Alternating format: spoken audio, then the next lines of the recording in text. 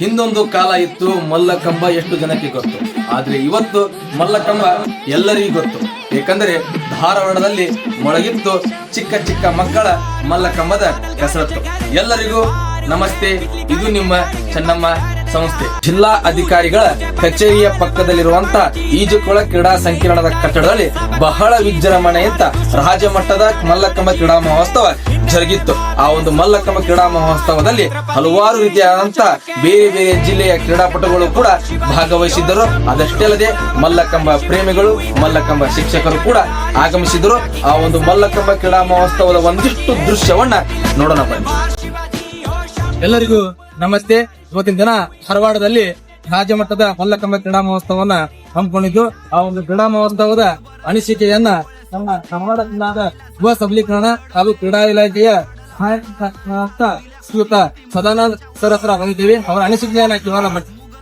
ಎಲ್ಲರಿಗೂ ನಮಸ್ಕಾರ. ನನ್ನ ಹೆಸರು ಸದಾನಂದ ಅಮರಾಪುರ. ಯುವ ಸಬಲೀಕರಣ ಮತ್ತು ಕ್ರೀಡಾ ಇಲಾಖೆಯಲ್ಲಿ ಸಹಾಯಕ ನಿರ್ದೇಶಕನಾಗಿ ಕೆಲಸ ನಿರ್ವಹಿಸ್ತಾ ಇದ್ದೀನಿ.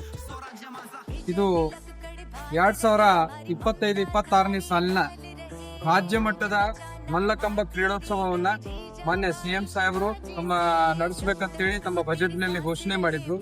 ಆ ನಿಟ್ಟಿನಲ್ಲಿ ರಾಜ್ಯದ 3 ಜಿಲ್ಲೆಗಳಲ್ಲಿ ಅಂದ್ರೆ ಯಾದಗಿರಿ, ನೆಕ್ಸ್ಟ್ ಬೆಂಗಳೂರು ನಗರ ಹಾಗೂ ನಮ್ಮ ಧಾರವಾಡ ಜಿಲ್ಲೆಯಲ್ಲಿ ಮಾಡ್ಬೇಕಂತೇಳಿ ಡೈರೆಕ್ಷನ್ ಕೊಟ್ಟಿದ್ರು ಸೂಚನೆ ಪ್ರಕಾರ.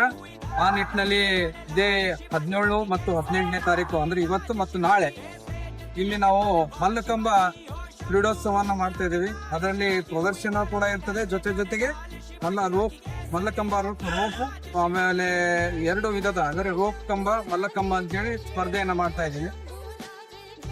ನಮ್ಮ ರಾಜ್ಯದ ವಿವಿಧ ಜಿಲ್ಲೆಗಳಿಂದ ಅಂದ್ರೆ ಸುಮಾರು 15ರಿಂದ 16 ತಂಡಗಳು ಬಂದಿರ್ತಾವ. ಆ ಮಕ್ಕಳು ನೋಡ್ತಾ ಇದೀರಿ ನೀವು ಇಲ್ಲಿ 2ನೇ 1ನೇ ಎಲ್ಲ ಮಕ್ಕಳು ಇದಾವ. ಅವ್ರು ಮಾಡ್ತಕ್ಕಂತ ಅಲ್ಲಿ ಸಜ್ಜದ ಮೇಲೆ ಮಾಡ್ತಕ್ಕಂತ ಕಸರತ್ತು, ಅದ್ಭುತ ಸಾಧನೆಯನ್ನು ನೋಡ್ಬಿಟ್ರೆ ನಮ್ಮ ಮೈ ಮೇಲೆ ಕೂದಲು ಇನ್ನು ಅಂತ ಫೀಲಿಂಗ್ ಆಗ್ತಾ ಇದೆ. ಸೊ ಆ ನಿಟ್ಟಿನಲ್ಲಿ ಈ ಮಕ್ಕಳು ಎಲ್ವಾಳ, ಇದೇ ನಮ್ಮ ಧಾರವಾಡ ಜಿಲ್ಲೆ ತಾಲೂಕಿನ ಎಲ್ವಾಳದ ಗ್ರಾಮದವರಾಗಿದ್ದು ಚಿಕ್ಕ ಮಕ್ಕಳನ್ನು ಇಷ್ಟೆಲ್ಲ ರೋಮಾಂಚನ ನಮ್ಮ ಧಾರವಾಡ ಈಗ ಮಕ್ಕಳಿಗೆ ಒಂದು ಪಾರಂಪರಿಕ ಒಂದು ಕ್ರೀಡೆ ಆಗಿದೆ. ನಮ್ಮ ದೇಶದ ಅತ್ಯಂತ ಪ್ರಾಚೀನವಾದಂತ ಒಂದು ಕ್ರೀಡೆ. ಇದನ್ನ ಬೆಳೆಸ್ತಕ್ಕಂಥದ್ದು ಕರ್ತವ್ಯನ ನಾವೆಲ್ಲರೂ ಸೇರಿ ಮಾಡ್ಬೇಕಾಗಿದೆ. ದಯವಿಟ್ಟು ಮಕ್ಕಳಿಗೆ ಒಂದು ಪ್ರೋತ್ಸಾಹನ ನೀಡತಕ್ಕಂಥದ್ದು, ಅವರನ್ನ ಹುಡುಗಂಬಸಿರ್ತಕ್ಕಂಥದ್ದು, ಜೊತೆಗೆ ಆ ಮಕ್ಕಳಿಗೆ ನಿಮ್ಮ ಚಪ್ಪಾಳೆ ಅತಿ ಅವಶ್ಯಕತೆ ಇದೆ. ದಯವಿಟ್ಟು ಬಂದು ಅವ್ರನ್ನ ನಿರ್ದೇಶಿಸುವಂತ ಕೆಲಸ ಮಾಡ್ರಿ. ಅವ ಮಕ್ಕಳಿಗೆ ಒಳ್ಳೇದಾಗ್ಲಿ ಅಂತ ಹೇಳ್ತಾ ಈ ಕ್ರೀಡೆಯನ್ನ ಉಳಿಸಿ ಬೆಳೆಸುವಂತದ್ದು ಕರ್ತವ್ಯವನ್ನ ನಾವು ನೀವೆಲ್ಲ ಸೇರಿ ಮಾಡೋಣ ಅಂತ ಹೇಳ್ತಾ ಇದ್ದೀನಿ. ಧನ್ಯವಾದ.